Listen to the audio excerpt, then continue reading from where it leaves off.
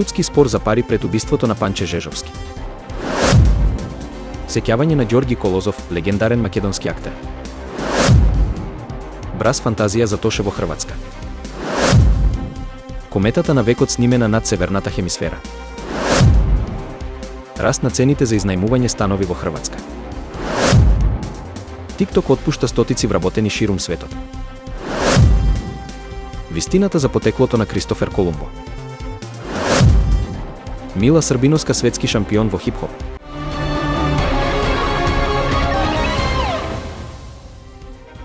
Судењето за убиствата на Панче Жежовски и Вања Ѓорчевска продолжува оваа недела. Нови сведоци се очекуваат да дадат изјави пред судот. На судењето, покрај мајката на Вања сведочеше и зетот на Панче Тодор, кој објаснил дека пред инцидентот Панче Жежовски го ангажирал Велибор Манев за уредување на дворот за 1600 евра, од кои му платил 1100, но не доплатил поради незадоволство од извршената работа. Како одговор, Велибор ги извадил бекатон плочките, што довело до судски спор меѓу нив во 2007 година. По исчезнувањето на Панче, неговата ќерка Ана и нејзиниот сопруг Тодор Кирков го пријавиле случајот во полиција, која потоа го пронашла телото на Жежовски. Во тек е судењето за убиството на Панче и на Вања Ѓорчевска, при што Тодор го идентификувал телото на Жежовски. На денешен ден во 2003 година, во Скопје почина Ѓорги Колозов, легендарен македонски актер. Дипломирал на Академијата за драмска уметност при Универзитетот Свети Кирил и Методиј во Скопје во 1973 година, пошто започнува долгогодишна кариера во македонскиот народен театар. Познат е по својата улога во телевизиската серија Македонски народни приказни, која ја популаризира македонската фолклористика и традиција, а е базирана на збирките народни приказни од 19 век. Во текот на својата кариера, Колозов остави значајни траги во македонската драма со улоги во представи како од Многу ум, Господја министерка и Чорбаџи Теодос. Исто така, настапил во повеќе играни филмови, вклучувајќи македонскиот дел од Пеколот и Тетовирање.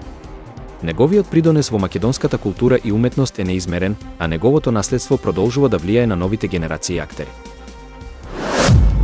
Скопскиот брас квинтет, во соработка со Скопскиот брас фестивал, ќе одржи 2 концерта во Хрватска по повод 17 годишнината од смртта на Тоше Проески. Концертот, насловен Брас фантазија за Тоше, веќе беше успешно изведен во Скопје на 25 декември 2023 година пред исполнета мала сала на Филхармонија. Планирано е оваа програма да продолжи низ поранешните југословенски републики, каде што се чуваат сеќавањата на Тоше Проески и неговите песни. Аранжманите на песните се дело на познатите македонски џез музичари Трајко Велков и Зоран Костадиновски и беа позитивно прифатени од македонската публика, која ги поздрави авторите со бурни аплаузи. Концертите во Хрватска ќе представуваат продолжение на овој проект и ќе бидат значајно културно настан за двете земји. Влюбениците во астрономијата низ светот успешно ја снимија кометата на векот, позната како комета А3 или Цучиншан Атлас, додека таа леташе над северната хемисфера. Кометата, која се приближи до Земјата на околу 44 милиони милји, не ги разочара астрономите кои ги предвидоа нејзината светлина и видливост. Овој феномен, кој се случува само еднаш на секои 80.000 години, значи дека последен пат кометата била видлива во времето на неандерталците. Кометата А3, откриена во јануари 2023 од кинеската обсерваторија Цучиншан и јужноафриканскиот Атлас, потекнува од облакот Оорт, кој го опкружува нашиот сончев систем. Според Кралското астрономско друштво, облакот Оорт содржи милиарди објекти, вклучувајќи комети. Кометата А3 беше видлива од Земјата од 27 септември до 2 октомври, кога патуваше низ јужната хемисфера. Цените за изнајмување станови во Хрватска продолжуваат да растат во првата половина на 2024 година, но значително побавно во споредба со просекот во Европската унија. Додека во цените по квадратен метар зголемија за 47,1% во однос на крајот на 2023 година, во Хрватска растот изнесува само 1,3%. Најзначаен раст на цените е забележан во Риека со 26% зголемување, следат Сплит и Загреб со 20%, а Осијек со 17%. Овие податоци укажуваат на тоа дека поголемите градови во Хрватска се најпогодени од растот на цените на изнајмувањето. Просечните цени за изнајмување на станови од 50 метри квадратни варираат во зависност од градот, при што во Загреб се движат од 450 до 1000 евра месечно, во Сплит од 400 до 900 евра, а во Риека од 390 до 800 евра. Осијек има најниски цени меѓу поголемите градови, со распон од 367 до 600 евра месечно. Иако растот на цените за закупнина е значителен, продажните цени на становите бележат уште поголем пораст, со зголемување од 4,3% во вториот квартал на 2024 година. Сепак, аналитичарите предупредуваат на потенцијален дополнителен раст на цените во наредните месеци, особено во туристички атрактивните региони. TikTok објави отпуштање на стотици вработени ширум светот, вклучително и значителен број во Малезија, како дел од стратегијата за зголемена употреба на вештачка интелигенција во модерирањето на содржините. Според извори, над 700 работници биле отпуштени во Малезија, но компанијата потврди дека бројот е помал од 500. Повеќето од отпуштените вработени биле ангажирани на модерирање на содржини, а известувањата за отпуштањето ги добиле по имејл. Портпаролот на TikTok изјави дека оваа одлука е дел од поширок план за подобрување на глобалната стратегија за умереност на содржините. Компанијата користи комбинација од автоматско откривање и човечки модератори за прегледување на содржините на платформата. TikTok планира да инвестира $2 милиарди во доверба и безбедност, со цел да ја зајакне својата способност за идентификување и отстранување на содржините кои ги прекршуваат упатствата.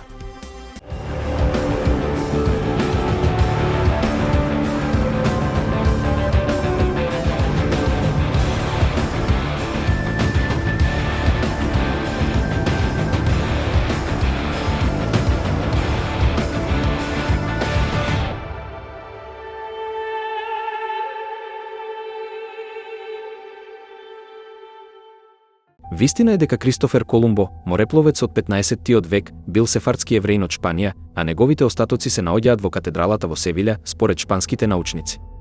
Досега, потеклото на истражувачот, кој им го отвори патот на европејците да ја освојат Северна и Јужна Америка, беше непознато.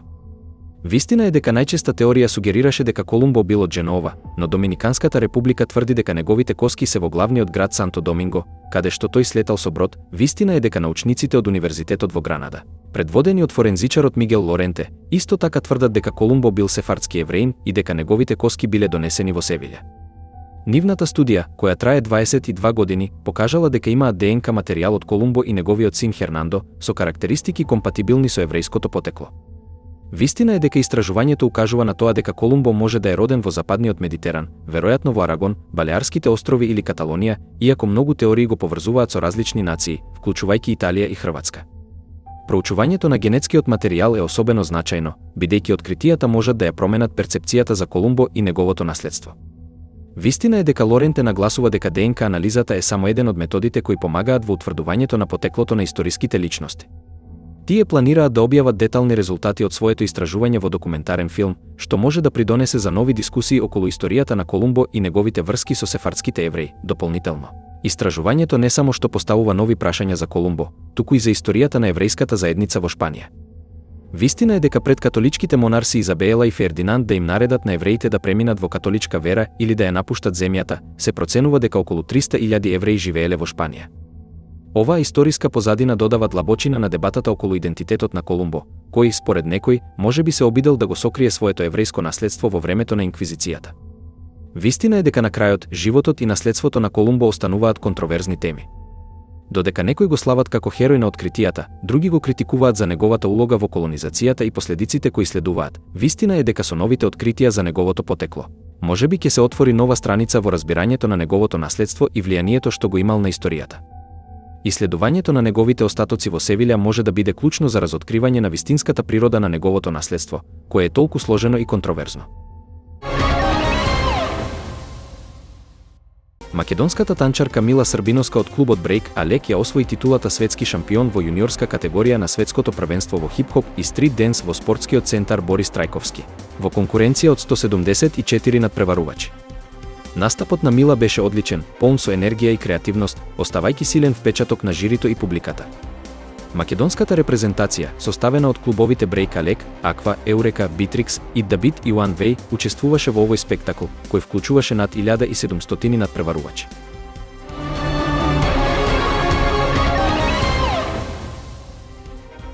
Судски спор за пари пред убиството на Панче Жежовски.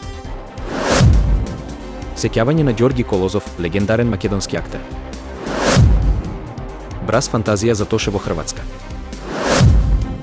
Кометата на векот снимена над северната хемисфера. Раст на цените за изнајмување станови во Хрватска. TikTok отпушта стотици вработени ширум светот. Вистината за потеклото на Кристофер Колумбо. Мила Србиновска светски шампион во хип-хоп.